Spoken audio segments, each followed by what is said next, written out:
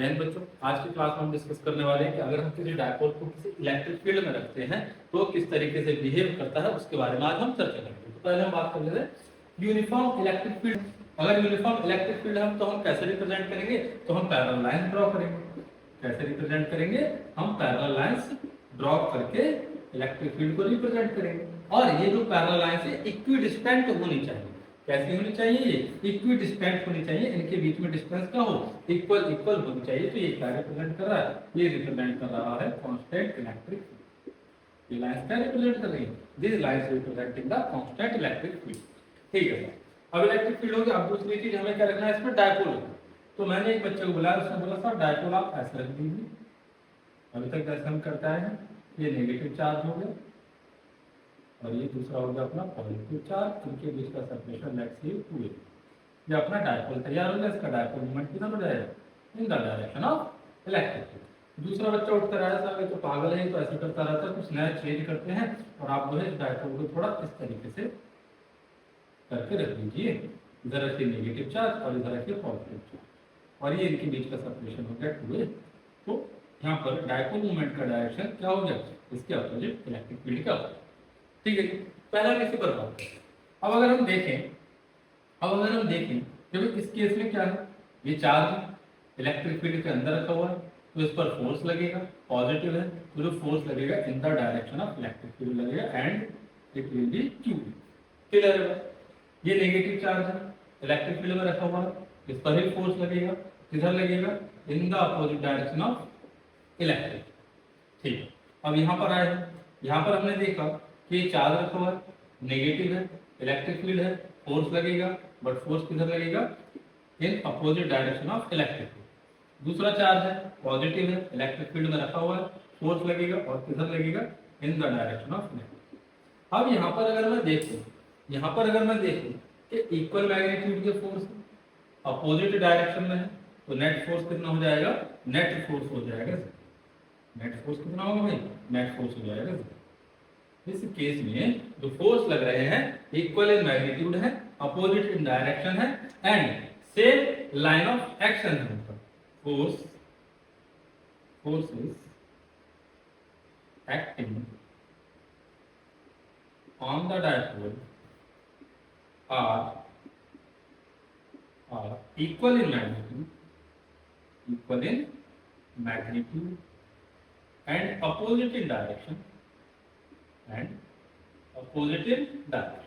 कैसे हैं, opposite in direction। so f net is 0, इसलिए f net क्या हो जाएगा, 0। साथ ही and they are in same line of action, वो एक ही लाइन में है। सो जो टॉर्क है वो भी कितना होगा, वो भी 0 रहेगा। तो अगर इस तरीके से आप डायपोल को रखते हैं, डायपोल को इस तरीके से मतलब क्या हो जाएगा कि आप डायपोल को पैरेलल रख रहे हैं। यहाँ पर हम क्या बोलेंगे, ये पैरेलल रखा हुआ है। पैरेलल हम क्यों बोल रहे हैं, हम इसलिए बोल रहे हैं क्योंकि डायपोल मोमेंट और इलेक्ट्रिक फील्ड सेम डायरेक्शन में है, और जब सेम डायरेक्शन में होंगे तो थीटा कितना होगा, 0। यहाँ पर क्या है, यहाँ पर इलेक्ट्रिक फील्ड और डायपोल मोमेंट अपोजिट डायरेक्शन में है, तो जब अपोजिट डायरेक्शन में अगर ये है, अगर अपोजिट डायरेक्शन में ये है, तो यहाँ पर थीटा कितना हो गया, 180 डिग्री। ये कैसे हो गए, एंटी पैरेलल। और जब आप पैरेलल या एंटी पैरेलल रखते हैं डायपोल को इलेक्ट्रिक फील्ड में, तो नेट फोर्स भी 0 होता है और नेट टॉर्क भी 0। अच्छा साहब, अगर ऐसी बात है तो आगे देखते हैं कि अगर हम डायपोल को इलेक्ट्रिक फील्ड में पैरेलल या एंटी पैरेलल न रखकर किसी एंगल पर रखेंगे तब क्या होगा। तो मान लीजिए ये क्या होगा, अपना डायपोल, ये +q चार्ज, ये -q चार्ज। ठीक है, इनके बीच का सेपरेशन ये 2a। फिर से वही देखते हैं हम केस पर क्या होगा। अगर ये यूनिफॉर्म इलेक्ट्रिक फील्ड है, ये इलेक्ट्रिक फील्ड है यूनिफॉर्म कांस्टेंट इलेक्ट्रिक फील्ड। अब इसमें जो हमारा पॉजिटिव चार्ज है उस पर फोर्स लगेगा, किधर फोर्स लगेगा, in the direction of electric field. इधर कितना फोर्स हो गया, जो दूसरा हमारा चार्ज है नेगेटिव चार्ज, इस पर भी फोर्स लगेगा। कितना फोर्स लगेगा? QE लगेगा। किधर लगेगा? इलेक्ट्रिक फील्ड के अपोजिट डायरेक्शन में लगेगा। तो यहाँ पर भी अगर हम देखते हैं कि इक्वल मैग्नीट्यूड के फोर्स अपोजिट डायरेक्शन में है, तो यहाँ पर भी नेट फोर्स जो है डायपोल पर वो कितना होगा? वो फिर से zero.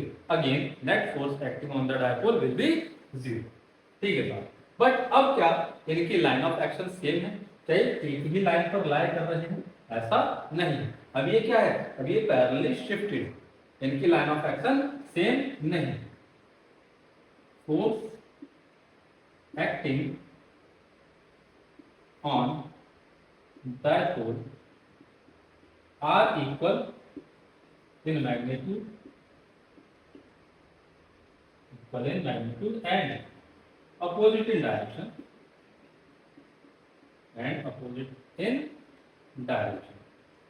but do not lie in the same line।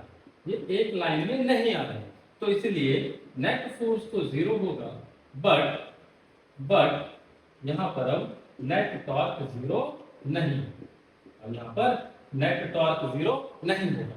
F net zero है, इस बात का मतलब क्या है?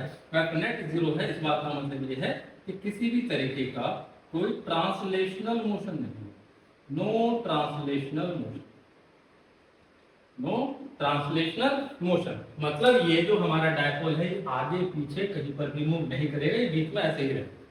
ठीक है, टॉर्क जीरो है तो ये रोटेट भी नहीं करेगा यहाँ, बट यहाँ पर ये आगे पीछे तो मूव नहीं करेगा, बट ये अपनी एक्सिस पर रोटेट करने लगेगा। बट क्योंकि यहाँ पर टॉर्क जीरो नहीं है तो इसलिए क्या करने लगेगा?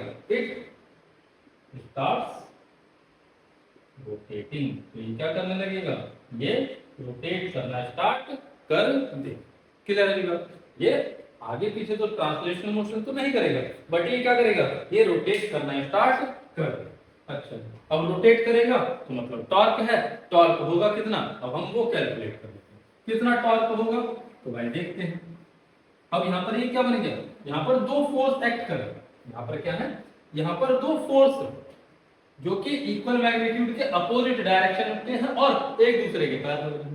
तो जब दो फोर्स इक्वल मैग्नीट्यूड के होते हैं, अपोजिट डायरेक्शन में होते हैं और पैरेलल होते हैं, तो वो क्या बनाते हैं? वो बनाते हैं कपल।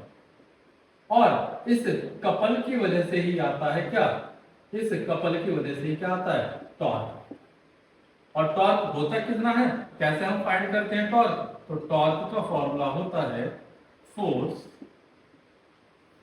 या इधर फोर्स, किसी भी फोर्स का मैग्नीट्यूड, इधर force multiplied by perpendicular distance between कि भाई कहने का मतलब क्या है कि अगर ये हमारे दो फोर्स हैं, इनके बीच का परपेंडिकुलर डिस्टेंस ले लो तो हमें क्या मिल जाएगा? हमें टॉर्क मिल जाएगा। अब यहाँ पर अगर मैं देखूं इनके बीच का परपेंडिकुलर डिस्टेंस अगर मुझे चाहिए, इस फोर्स का लाइन ऑफ एक्शन देखता हूँ मुझे। ठीक है, मान लो ये जो डायपोल है ये इलेक्ट्रिक फील्ड से कितने एंगल पर है? थीटा। ये एंगल भी कितना होगा? थीटा। ये सारे एंगल थीटा होंगे, यहाँ से ये परपेंडिकुलर डिस्टेंस बन गया। अब अगर ये एंगल थीटा है, ये 2a है, ये परपेंडिकुलर कितना बन जाएगा? ये बन जाएगा 2a sin। ये डिस्टेंस कितना आ जाएगा हमारे पास? दो फोर्सेस के बीच का परपेंडिकुलर डिस्टेंस कितना आ जाएगा? 2a sin theta. तो यहाँ पर हम वैल्यू लगाएंगे, तो हम वैल्यू लिखेंगे तो कितना होगा? टाउ इक्वल टू फोर्स का मैग्नीट्यूड कितना हो गया? फोर्स हो गया QE इनटू डिस्टेंस कितना हो गया? Perpendicular distance, it is 2a sin। Perpendicular distance कितना हो गया? 2a sin। तो टाउ इक्वल्स टू, अब देखो यहाँ पर क्या मैं इसको Q इंटू 2a लिख सकता हूँ and into E sin theta लिख सकता हूँ। और ये जो Q इंटू 2a है इसी को हम क्या बोलते हैं? इसी को बोलते हैं dipole moment. Q into 2a इसी को हम क्या बोलते हैं? Dipole moment. तो टाउ इक्वल्स टू क्या हो गया? PE sin theta. ये बन गया हमारा फॉर्मूला किस चीज का? ये हमारा फॉर्मूला बन गया टॉर्क कि इस डायपोल के अंदर जो टॉर्क है वो कितना है? तो ये जो टॉर्क होगा it will B PE sin theta, जहां पर P क्या हो गया? इसका डायपोल मोमेंट, E क्या हो गया? इलेक्ट्रिक फील्ड, एंड थीटा क्या हो गया? Theta is the angle between electric field and the dipole moment. Theta है ये किस चीज का एंगल है? It is the angle between dipole moment and the electric field vector. ये डायपोल मोमेंट और इलेक्ट्रिक फील्ड के बीच का एंगल होता है क्या? थीटा। ठीक है साहब, अगर मैं यहाँ पर देखूं, ये जो थीटा है ये हमारा वेक्टर है, ये जो इलेक्ट्रिक फील्ड है ये भी वेक्टर है। थीटा क्या हो गया? इनके बीच का एंगल, उसका ये साइन रेशियो हो गया। और हम जानते हैं कि अगर हम a क्रॉस b लिखते हैं ये क्या होता है? ये होता है a b साइन थीटा।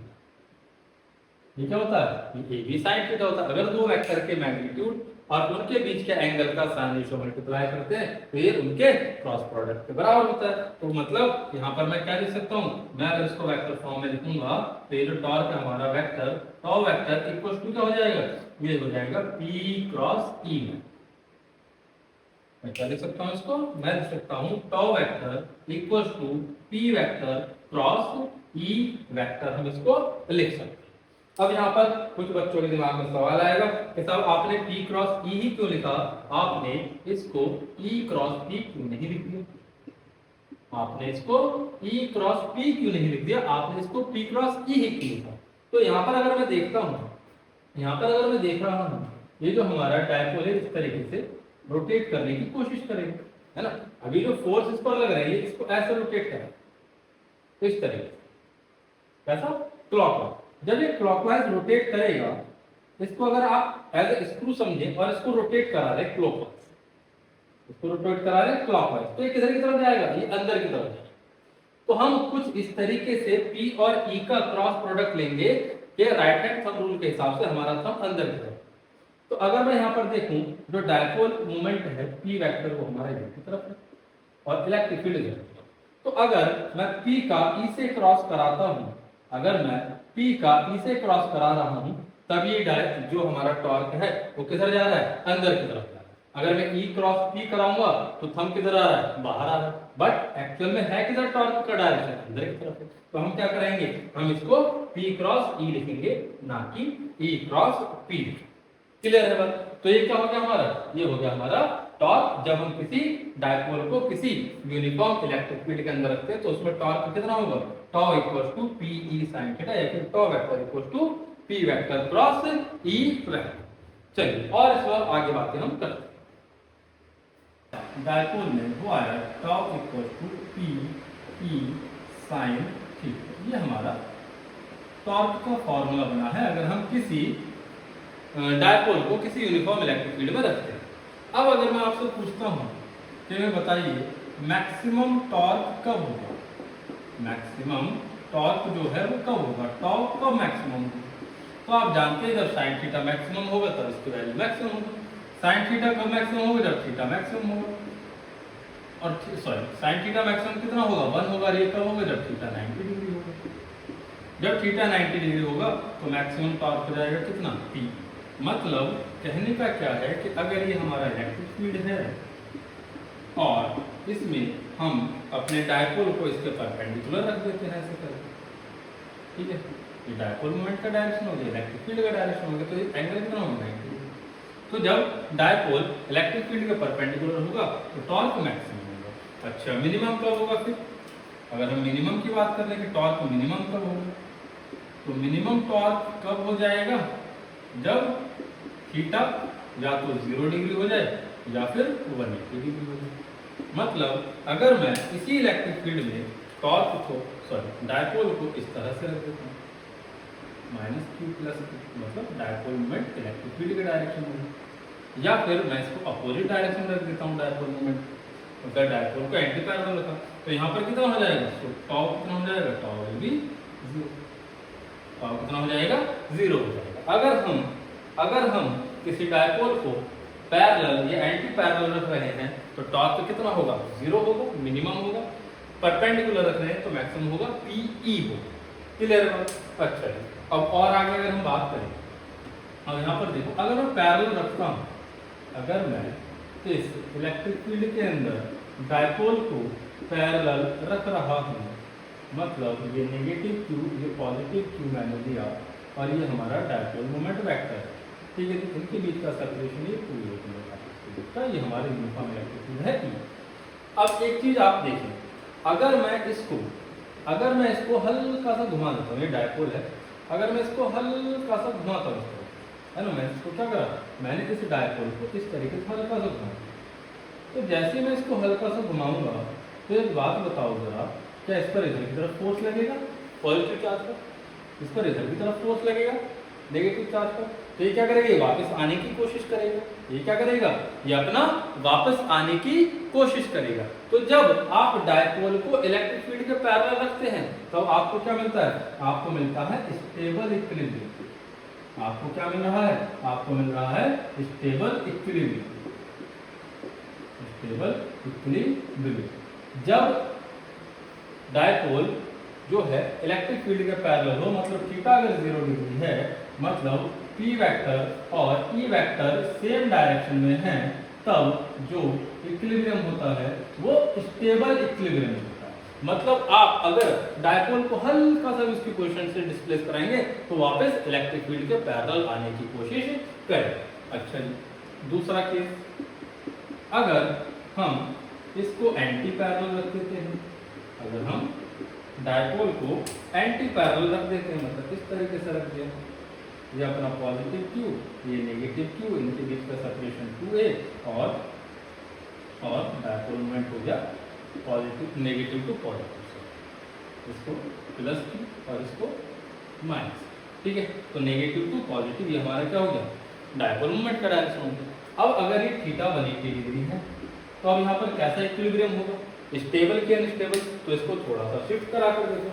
अगर मैं इसको हल्का सा शिफ्ट करा दूंगा, अगर मैं इसको हल्का सा शिफ्ट करा देता हूँ, मैंने इसको ऐसे मूव करा दिया, है ना, यहाँ पर ये नेगेटिव Q, ये पॉजिटिव Q, नेगेटिव Q और ये पॉजिटिव Q। अब क्या होगा, अब इस पर फोर्स लगेगा इधर की तरफ, इस पर फोर्स लगेगा इधर की तरफ, तो ये तो घूम जाएगा, जब घूम जाएगा ये वापस नहीं आएगा इलेक्ट्रिक फील्ड के डायरेक्शन में, ये क्या करेगा, ये ऐसे ही घूम जाएगा।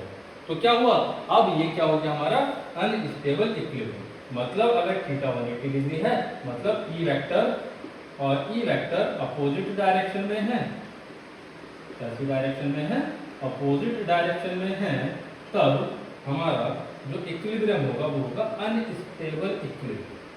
तो कैसा इक्विलिब्रियम कहलाएगा, वो कहलाएगा अनस्टेबल इक्विलिब्रियम, ठीक है साहब। तो ये सब बातें हुई कब, जब हम एक डायपोल को किसी यूनिफॉर्म इलेक्ट्रिक फील्ड में रखते हैं। अब कुछ छोटी मोटी बातें जो आपको याद रखनी है, आप कि भाई अगर नॉन यूनिफॉर्म इलेक्ट्रिक फील्ड में रखा जाएगा तब क्या क्या हो, इसके बारे में, अगर हम डायपोल को किसी नॉन यूनिफॉर्म इलेक्ट्रिक फील्ड में रखते हैं तब क्या हो। तो भाई मान लो हमारे पास नॉन यूनिफॉर्म इलेक्ट्रिक फील्ड है, ठीक है, और ये इलेक्ट्रिक फील्ड है टुवर्ड्स राइट, और ये इलेक्ट्रिक फील्ड हम कैसा ले रहे हैं, इट इज इंक्रीजिंग, कैसा है, ये इंक्रीजिंग इलेक्ट्रिक फील्ड हमारा है। इसमें हमने क्या रखा, इसमें हमने एक ये डायपोल रखा है, ठीक है, ये नेगेटिव चार्ज है, ये पॉजिटिव चार्ज है, इधर ही डायपोल मोमेंट का डायरेक्शन हो जाएगा। अब अगर मैं बात करता हूँ फोर्स की, अब अगर मैं बात करता हूँ फोर्स की, तो अब देखो, अब इलेक्ट्रिक फील्ड वेरी कर रहा है, यहाँ पर इलेक्ट्रिक फील्ड अलग होगा, यहाँ पर अलग होगा, यहाँ पर अलग होगा, यहाँ पर अलग होगा, और टुवर्ड्स राइट इलेक्ट्रिक फील्ड बढ़ रहा है, टुवर्ड्स राइट ये जो इलेक्ट्रिक फील्ड है इंक्रीजिंग है, यहाँ पर कम था, यहाँ ज्यादा हुआ, यहाँ ज्यादा हुआ, यहाँ और ज्यादा हुआ। तो अब अगर मैं फोर्स की बात करूँ तो इस पॉइंट पर कुछ फोर्स लगेगा, किधर लगेगा, in the direction of electric field लगेगा। क्यों लगेगा, क्योंकि पॉजिटिव चार्ज है।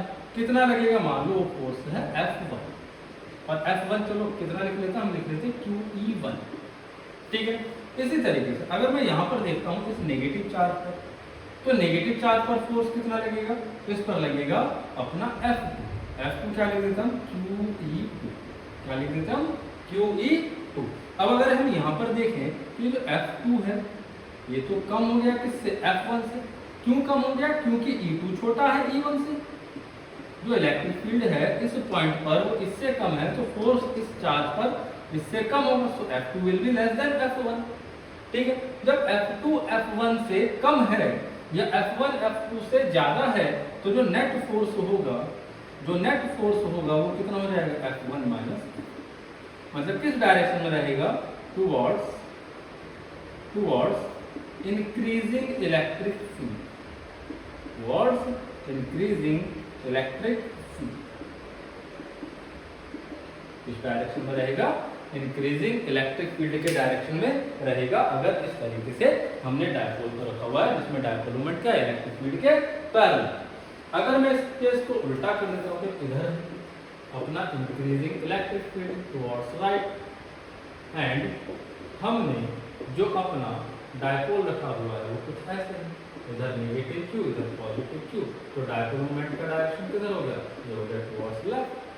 ठीक है, तो अब यहाँ पर अगर हम देखें फोर्स, यहाँ पर अगर हम फोर्स देखते हैं तो इस पर इस पॉजिटिव क्यू पर इधर की तरफ फोर्स लगेगा, इसको हम कितना लिख रहे हैं, इसको लिख रहे हैं F1 ही लिख रहे हैं, कितना होगा, ये होगा QE1 in the direction of electric field. इस नेगेटिव चार्ज पर फोर्स लगेगा in the direction of in opposite direction of electric field, कितना लिखेंगे F2, कितना होगा ये QE2। अब यहाँ पर आप देखेंगे कि जो इलेक्ट्रिक फील्ड है at point 2 is greater than electric field at point 1, जो हमने यहाँ पर देखा। तो जब E2 E1 से ज्यादा है तो जो F2 है वो भी F1 से ज्यादा रहे। और अब यहाँ पर जो नेट फोर्स होगा फिर से वही F2 माइनस F1 लिखा जाएगा, और कितना हो जाएगा QE2 minus QE2 minus E1। अच्छा, अब जो ये नेट फोर्स का डायरेक्शन है, जो ये नेट फोर्स है इसका डायरेक्शन किधर होगा, अब ये जो नेट फोर्स है इसका डायरेक्शन हो जाएगा इन the direction of decreasing electric field. जो नेट फोर्स का डायरेक्शन होगा, नेट फोर्स का डायरेक्शन किधर होगा, direction of net force, direction of net force is in the direction of decreasing electric field. जो नेट इलेक्ट्रिक फील्ड का direction है वो किधर होगा, डिक्रीजिंग इलेक्ट्रिक फील्ड के डायरेक्शन में रहे। और अगर हम पैरेलल रख रहे हैं, अगर हम पैरेलल रख रहे हैं तो डायरेक्शन किधर है, इधर इंक्रीजिंग इलेक्ट्रिक फील्ड है। यहाँ पर क्या है, थीटा 0 डिग्री है, मतलब ये पैरेलल है। डायपोल हमने कैसा रखा है, पैरेलल रखा है, अपना डायपोल मोमेंट और इलेक्ट्रिक फील्ड सेम डायरेक्शन। यहाँ पर थीटा कितना है, 180 डिग्री, मतलब ये क्या है, ये एंटी पैरेलल। ये कैसे है, एंटी पैरेलल है, मतलब हमारा डायपोल मोमेंट और इलेक्ट्रिक फील्ड अपोजिट है।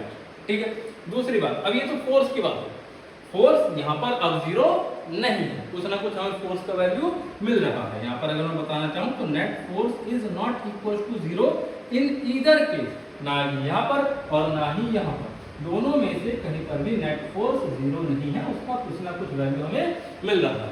और अगर मैं टॉर्क की बात करूँ इन केसेस में, अब क्योंकि इनका लाइन ऑफ एक्शन एक ही लाइन में लाई कर रहा है, तो यहाँ पर किसी भी तरीके का कोई टॉर्क नहीं। यहाँ पर टॉर्क कैसा होगा, टॉर्क होगा 0, और यहाँ पर भी टॉर्क कितना होगा, जो नेट टॉर्क है वो कितना होगा, 0 होगा। यहाँ पर किसी भी तरीके का कोई रोटेशनल इफेक्ट हमें देखने को नहीं मिलेगा। क्यों नहीं मिलेगा, क्योंकि दोनों फोर्स एक ही लाइन में है। अगर सेम लाइन में है तो रोटेशनल इफेक्ट का कोई मतलब नहीं है। बट अगर इन जनरल बात की जाए, अगर हम इन जनरल बात करें तो इन जनरल क्या होगा भाई, इन जनरल ना तो नेट फोर्स 0 होगा और ना ही नेट टॉर्क भी 0 हो।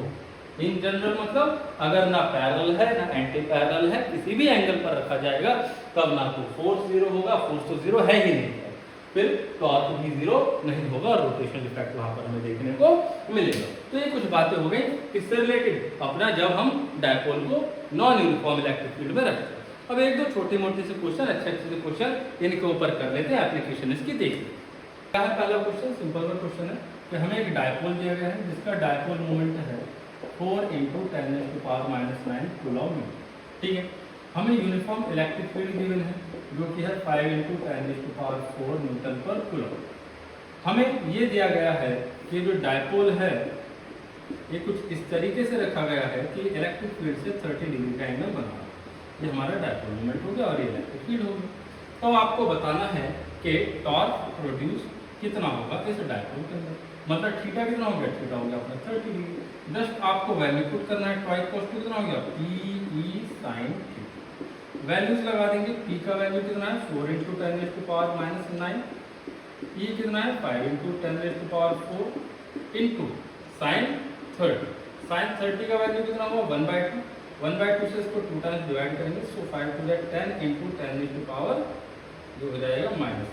सो कितना हो गया 10⁻⁴ न्यूटन मीटर का टॉर्क इस डायपोल के अंदर प्रोड्यूस होगा। चलो दूसरा क्वेश्चन, इतना मैं क्वेश्चन ड्रॉ कर रहा हूँ, बता रहा हूँ, आप उसको सॉल्व करने की कोशिश करें। क्या है क्वेश्चन? क्वेश्चन ये है कि हमारे पास एक डायपोल गिवन है जिसको हमने कुछ इस तरीके से रखा है, जिसको हमने कुछ इस तरीके से रखा हुआ है कि उसका जो डायपोल मोमेंट है वो एक्स एक्सिस से 30 डिग्री का एंगल बना। एक हमारे पास डायपोल है जिसका डायपोल मोमेंट P है, हमने उसको कुछ इस तरीके से थीटा इस तरीके से रखा हुआ है कि वो एक्स एक्सिस से थीटा एंगल बना। ठीक है, आंसर 30 मत समझ लेना, 30 डिग्री से गलत आंसर, 30 पहले बता रहा हूँ। ठीक है, तो अगर एंगल थीटा बनाता है एक्स एक्सिस से, तो अब क्या कहते हैं, अब ये बोलते हैं कि अगर हम इलेक्ट्रिक फील्ड अप्लाई कर रहे हैं जो कि है E1 vector equals to EI cap, E1 vector equals to EI cap का अगर इलेक्ट्रिक फील्ड देते हैं तो हमें टॉर्क मिलता है, वो होता है T1। हमें कितना टॉर्क मिलता है? वो टॉर्क होता है हमारा T1। और अगर हम इलेक्ट्रिक फील्ड देते हैं E2 vector equals to √3E J cap, तो हमें जो टॉर्क मिलता है वो मिलता है T2 वेक्टर, और ये किसके बराबर है? It is equals to minus T1 vector. ये किसके इक्वल है? It is equals to minus T1 vector. तो आपको बताना है कि ये जो एंगल है थीटा, इसका वैल्यू कितना होगा। ये जो एंगल है थीटा, इसका वैल्यू आपको बताना है। और मैं पहले बता दूं, ये थीटा 30 डिग्री नहीं है, वो मुझसे गलती से लिखा गया, क्योंकि यहाँ पर 30 आया था तो वो मेरे दिमाग में 30 चल रहा था, तो यहाँ पर 30 लिखा गया, पर 30 आंसर नहीं है। एक बार इसको ट्राई करें, मैं अपने बोर्ड पर करके साफ कर दूँगा। फटाफट कमेंट बॉक्स में आंसर बता दें। आपने कर लिया होगा भाई, सॉल्व कर लिया है तो अब इधर देखें क्या आंसर आया है आपका। अपना आंसर कमेंट बॉक्स में भी लिख कर बताते हैं। तो क्या है, अब क्या करेंगे भाई इसमें, हमारे पास इलेक्ट्रिक फील्ड वेक्टर भी है, दोनों जगह हमारे पास टॉर्क भी है, और टॉर्क का फॉर्मूला हमें मालूम है कि टॉर्क क्या होता है? टॉर्क इज इक्वल टू होता है P vector cross T vector. तो मैं क्या करता हूँ, मैं पहले ये डायपोल मोमेंट का वेक्टर ही लिख लेता हूँ। मैं क्या करता हूँ, मैं पहले डायपोल मोमेंट का वेक्टर ही लिख लेता हूँ। तो मुझे चाहिए इसका एक्स एक्सिस का कंपोनेंट, मुझे चाहिए इसका वाई एक्सिस का कंपोनेंट, तभी मैं इसको लिख पाऊंगा। तो इसका एक्स एक्सिस में कंपोनेंट कितना हो जाएगा? P cos theta. इसका वाई एक्सिस में कंपोनेंट कितना हो जाएगा? P sin theta. ठीक है, तो ये कितना बन जाएगा हमारा dipole moment vector? It will become P cos theta I cap plus P sin theta J cap. ये बन गया अपना P वेक्टर। अब अगर हम बात करें, क्या बोला गया? पहले ये बोला गया कि इसको इलेक्ट्रिक फील्ड में रखते हैं जो कि कितना है? E1 vector, and E1 vector equals to EI cap. That means the magnitude of electric field is E and it is along x axis. जो इलेक्ट्रिक फील्ड है वो एक्स एक्सिस के अलोंग है। कितना मैग्नीट्यूड है? E मैग्नीट्यूड का है। तो इसके अंदर जो टॉर्क आ रहा है वो कितना है? वो है T1 वेक्टर। कितना है? T1 vector. अगर मैं टॉर्क लिखूंगा तो टॉर्क कितना हो जाएगा? ये होगा P क्रॉस E1 वेक्टर। ये कितना होगा? ये होगा P क्रॉस E1 वेक्टर। अब यहाँ पर P का value P cos theta I cap plus P sin theta J cap, और इसका हमें क्रॉस कराना है किसके साथ? E1 vector, that is EI cap. अब देखो, जब क्रॉस कराएंगे तो इस वाली टर्म को इसके साथ, इस वाली टर्म को इसके साथ। जब हम क्रॉस करा रहे हैं तो T1 वेक्टर कितना आ रहा है हमारे पास? ये हो जाएगा PE cos theta and I cross I plus ये फिर से PE sin theta and J cross I। PE sin theta J cross I। ठीक है सर। अब देखो I क्रॉस I, ये तो कितना हो गया? 0। ये वाली टर्म तो 0 हो गया। ये कितना होगा? J cross I। J cross I को क्या लिखेंगे हम? It is minus K। ये कितना हो जाएगा? ये हो जाएगा माइनस K का। तो कितना हो जाएगा हमारा? T1 वेक्टर आया, T1 वेक्टर हो जाएगा minus PE sin theta minus PE sin theta K। तो ये हमारा T1 वेक्टर का वैल्यू आ जाएगा। ठीक है, अब हम वाई एक्सिस के अलोंग देखेंगे। जब इलेक्ट्रिक फील्ड वाई एक्सिस के अलोंग, इसका मतलब क्या है? अगर ये E2 वेक्टर को मैं देखूं, J क्या पा रहा है, इसका मतलब जब इलेक्ट्रिक फील्ड ऊपर की तरफ जा रहा है तब इसमें टॉर्क कितना है? वो T2 है। तो अगर मैं T2 लिखता हूं तो T2 वेक्टर कितना होगा? T2 वेक्टर होगा P वेक्टर, जो कि कितना है? P cos theta I cap plus P P sine theta J cap, और इसका हमें क्रॉस कराना है किसके साथ, E2 वेक्टर के साथ, और E2 वेक्टर कितना हो गया √3e जे कैप। अब कराएंगे क्रॉस, I का J से क्रॉस होगा, क्या जाएगा K, क्या लिखेंगे यहाँ पर √3pe cos theta and I cross J कितना होगा K, ये T2 वेक्टर आ गया। और जब इसको कराएंगे तो J का J से क्रॉस कितना हो जाएगा 0, तो दूसरे वाले का की हमें जरूरत नहीं। ये क्या आ गया हमारा, ये आ गया हमारा T2 वेक्टर। अच्छा, according to the question T2 vector is equal to negative of T1 vector. Question क्या कह रहा है कि जो T2 वेक्टर है वो नेगेटिव है T1 वेक्टर का, तो यहाँ पर वैल्यू लगा दो। यहाँ पर अगर मैं लिखूंगा T2 वेक्टर इक्वल टू कितना नेगेटिव ऑफ T1 वेक्टर, दोनों का वैल्यू तो मालूम है, पुट करो। तो T2 वेक्टर कितना √3pe cos theta k cap and equal to ये माइनस क्या हो गया प्लस, कितना pe sin theta and k। अब देखो, अब ये दो वेक्टर है ना, अब ये और ये आपस में इक्वल है। अगर ये और ये आपस में इक्वल है मतलब इन दोनों का वैल्यू भी आपस में क्या होगा इक्वल होगा, तो इन दोनों को इक्वेट कर दो। जब इक्वेट करोगे √3pe cos थीटा को इसके साथ pe sin थीटा के साथ, तो क्या होगा pe से pe कैंसिल होगा, cos थीटा इधर जाएगा, tan theta will be √3, so theta will be 60 degree. Angle कितना आया, ये जो एंगल आया ये आया एंगल 60। ठीक है सर, आई होप आपको बातें समझ में आई होंगी। किसी भी तरह का कोई डाउट संकट रहती है तो आप कमेंट बॉक्स में लिखकर बता सकते हैं। मिलते हैं अगली क्लास में, टाटा बाय बाय।